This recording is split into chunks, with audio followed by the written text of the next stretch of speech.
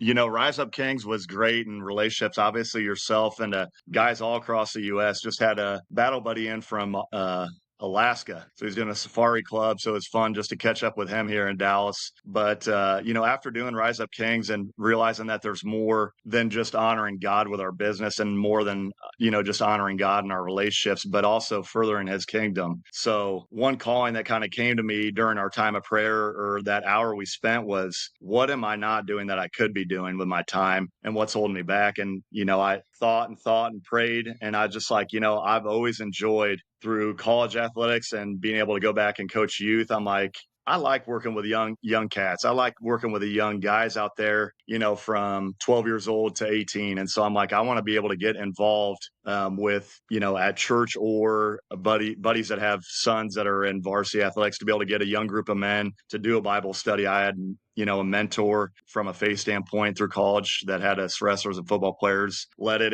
It'd be cool to be able to get back and do that. So all that's something that I would like to be more involved in and proactively seeking.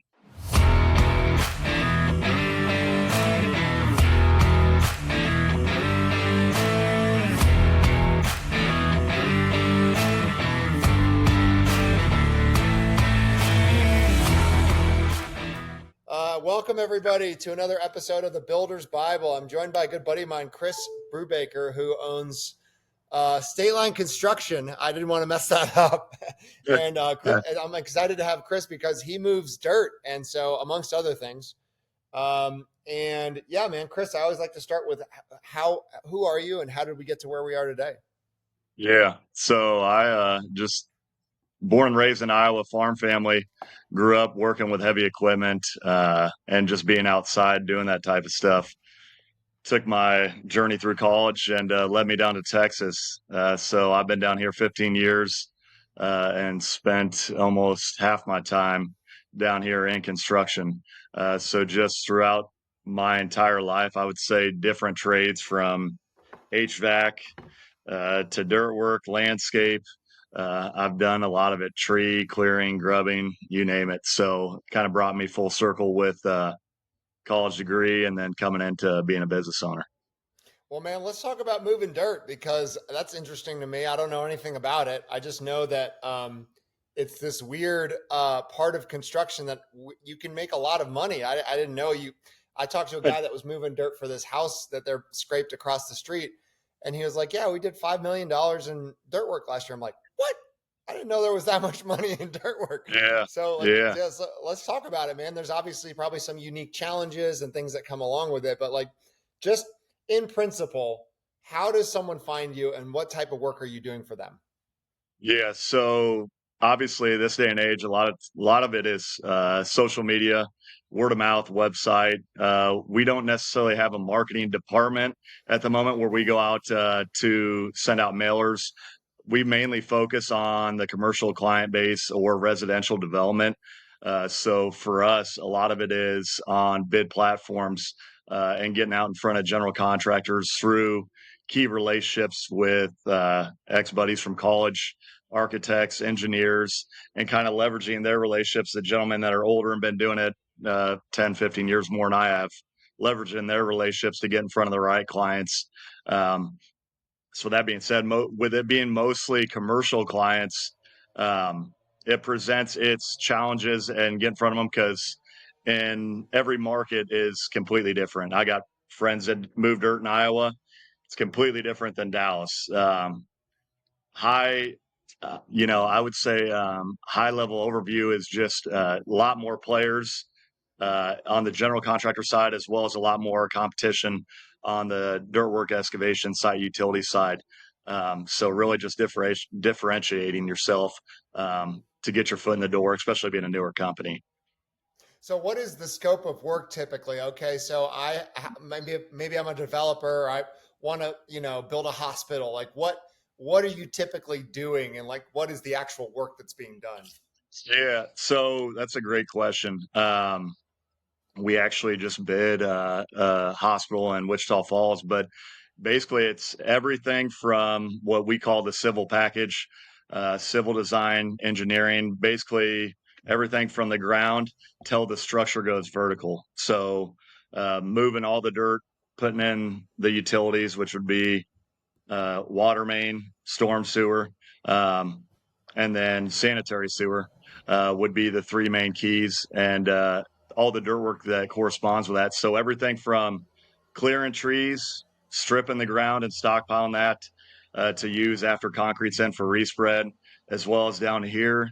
Very unique in Texas, we have what's called highly expansive soil. One of the only states that requires what's called moist conditioning. We have to dig out the footprint of a building anywhere from 8 to 12 foot down and put the dirt back in with the proper moisture and compaction to bring up to give a firm foundation. And from that, moving forward with all your grading for your paving or detention ponds, just depends on the site. It could vary, but the overall scope, excavation, earthwork, and utilities. So a lot of digging, sticking pipe, and moving a lot of dirt with the heavy equipment. So it's kind of fun. That sounds actually a lot more technical than I thought. I think about my kids at the beach just moving sand around and like building a sandcastle, and it's like there's a science to what you do. Like there's a technicality to taking the dirt out and then making sure it has the right moisture when you put it back. That's like a lot more than I would think that was involved. Yeah, starting when you're for me starting grading yards, just moving dirt like you said with a skid loader or digging in a farm lateral and just putting in some HDPE pipe and then burying it. That's just so simple. Then owning the business and kind of starting out doing the small stuff, because if you can't do the small stuff right, you're not going to do the big stuff right. And that goes for all avenues of business. But then as you progress and you start taking on, instead of $100,000 job, a 500,000, or, then 1 million, and then, been $9 million dirt packages, you get into a lot more technicality with the scopes of work that is entailed with projects like that. Hmm. My 4-year-old Foster, I'd be remiss if I didn't ask, but he's big into monster trucks and heavy machinery. What's the coolest piece of equipment you own? I just got a John Deere 470, so it's a excavator. It would fill a tandem dump truck and two dumps. So we'll load 18-wheeler semis in a little under a minute and a half with it. So it's We're really, gonna need some footage of that over yeah, I here got so I some can show. pictures. When I sit in the butt, you could fit you and I and three more guys just sitting on the bucket up in the air, just sitting with our legs over it. It's really breathtaking when you actually get in it and you're sitting in it. You don't realize how big things are until you're right down there with it. So I love that. What are some of the sticking points and challenges you have right now? You know, every business has different challenges. What are some that you're facing?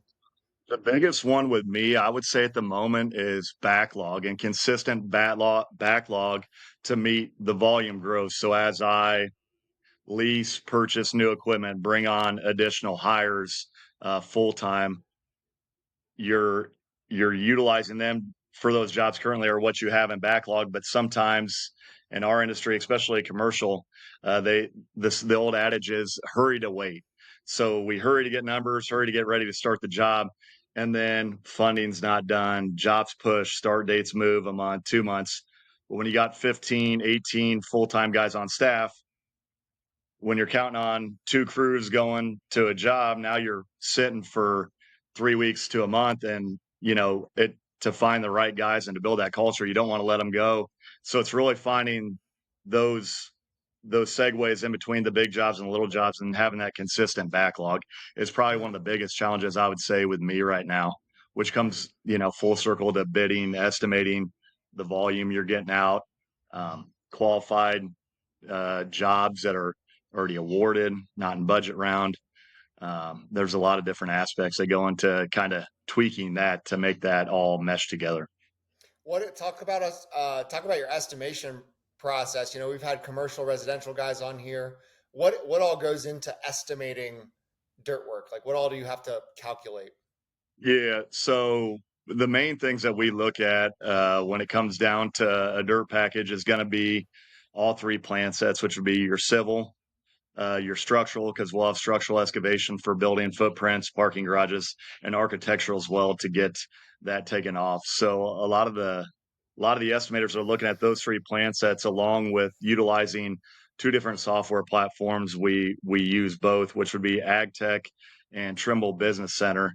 And basically, they're able to plug in and vectorize files and place an image to be able to trace contours and scale drawings to get measurements on how we would look at a hillside and say the natural elevation is 1,000 feet, then down to 990 feet, and so forth.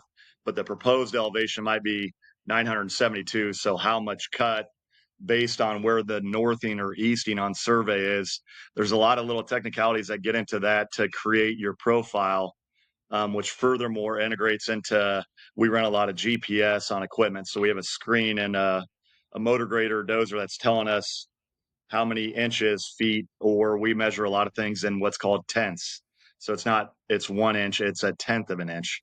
So it's Mhm. basically 1.2 inches. So it's telling us how many tenths we are within the parameters of design that we want to be at. So the estimators are looking at those to kind of give us an idea of maximum cut, maximum fill, the amount of material needed to go out of sight, the amount of material needed to be brought in, and what type of equipment, because there's little excavators, there's little dozers, big dozers, and the bigger the machine, the bigger the cost. But sometimes you don't need that big of a machine because even if you could move 10,000 yards, it just might be a real tight site where it's not going to benefit you in that way. So they're looking at a variety of parameters on those drawings as well as allocating a cost for the timing based on equipment that we can have on a job like that.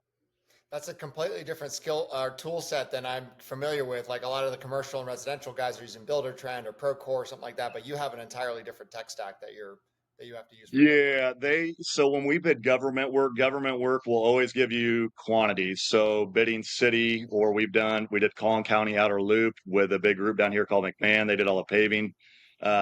They give you the quantities because text.engineering takes those off. It kind of foolproofs it. But on the commercial side, you got to build your whole model and get a takeoff. You're basically bidding to them what we allocate the quantities on that job for, and everybody, depending on how accurate they are or what software you use, you can come up with different numbers. They'll get engineering to give them a budget number, but then obviously we got to go in and fine tune. So it's a lot different than, like you said, using Building Connected, Plan Swift, Plan Hub, where you can buy the takeoff software and it just gives you a takeoff of square footage of concrete or things like that. When it gets into earthwork and utilities, we have a lot more variables that go into it. Geotechnical report gives us an idea of what type of soils we deal with. Down here, we have a lot of rock. So we might dig through 3 foot of fatty clays, and next thing you know, we're on a 4 foot weathered shelf of limestone. Well, now the time to process that or to get through it is drastically more. And then is that soil able to be reused? Do we need to process it to put it back in? There's a lot of different aspects to it that create challenges, like you said, that are different than some of the other building estimation and different trades. Electrical, plumbing, HVAC, roofers, etc. How do you think AI is shaping your industry? How are you using it? And then where do you feel like you could be using it that you're not? It's interesting you asked that. So since you and I have continued to have further conversations about integrating software and implementing things in the right places, I tried to see if I could utilize AI to give me contours or to break out. I could not get it with uploading uh, a grade plan, a civil drawing to give me contours. So unless I could figure that out, um, on that side, it'd be great because it'd make my life super easy. And there's got to be a way, I'm sure. But I use AI, just general job postings when we're writing recommendation letters basically for certain jobs. I'm a smaller company, but we just bid $9 million on a dirt package. So they want to see what work have we done utilizing AI to help write and put the whole pamphlet to basically together to send off if required. Would be the main areas that I utilize AI in that space. And where do you? So it sounds like you feel like you could be using it on the estimation stuff. You just can't quite figure out how to leverage it yet. Correct. Yeah, if I Yeah. could get drawings and figure out how to do that, uh, yeah, life would be real We'd be cooking. simple. I like that. I like that. All right, man. We've talked about a lot of fun stuff today, but what's something you're passionate about that we haven't talked about? It could be Rise Up King stuff. It could be something God's teaching you. It could be, anything, business principles you've learned, anything. Yeah, no, I love it. Rise Up Kings was great in relationships. Obviously, yourself and guys all across the U.S. just had a battle buddy in from Alaska, so he's doing a safari club. So it's fun just to catch up with him here in Dallas. But after doing Rise Up Kings and realizing that there's more than just honoring God with our business and more than, just honoring God in our relationships, but also furthering his kingdom. So one calling that kind of came to me during our time of prayer or that hour we spent was, what am I not doing that I could be doing with my time and what's holding me back? And, I thought and prayed. And I just like, I've always enjoyed through college athletics and being able to go back and coach youth. I'm like, I like working with young cats. I like working with the young guys out there, from 12 years old to 18. And so I'm like, I want to be able to get involved with, at church or buddies that have sons that are in varsity athletics to be able to get a young group of men to do a Bible study. I had, a mentor from a faith standpoint through college that had us wrestlers and football players led it. It'd be cool to be able to get back and do that. So all that's something that I would like to be more involved in and proactively seeking. That's awesome, man. Well, if people want to learn about more about who you are and what you do, where can they go?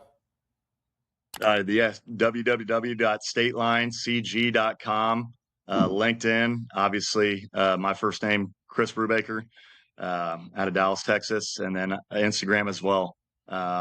CBrew_SC group. So anyone wants to check me out there, more than happy to see. They'll see some fun videos of moving dirt and some big equipment moving around, and everybody always wants to play in them. I always get a lot of messages. Can I get in that? I'm like, well, need a hard hat safety vest, and we might need an open field for you. But Yeah, that sounds like actually, now that I think about it, now that I know you're right around Dallas, that's perfect because my son Foster, he would love that. So I got to bring him yeah, down. bring them That'd down be, anytime. yeah, yeah. I got a buddy of mine who has a farm in Georgia. It's like one of the top three biggest farms in Georgia. And we haven't talked in years, but randomly he'll just send me a big tractor video and like Foster just loves it. So, yeah. Name one little boy that doesn't look at. I mean, I wanted to be a semi driver when I was 6 because I saw the smoke billowing out, and I thought Yeah. it's so cool. My mom was like, "No, you don't want to drive over the road all your life." God bless the guys that do, but I always enjoy it. It's fun just seeing them and getting in them, moving dirt. All right, guys. Well, thanks, Chris. Thanks so much for joining. And don't go anywhere. I want to chop it up a little bit with you. But yeah, guys, stay tuned for more episodes of the Builder's Bible. We'll have lots of guys on from construction to residential home builders to moving dirt, concrete, doing shingles. You're doing something with construction. I'm interested. So tell all your friends. Chris, thanks so much for joining us. Thanks, man. I appreciate you.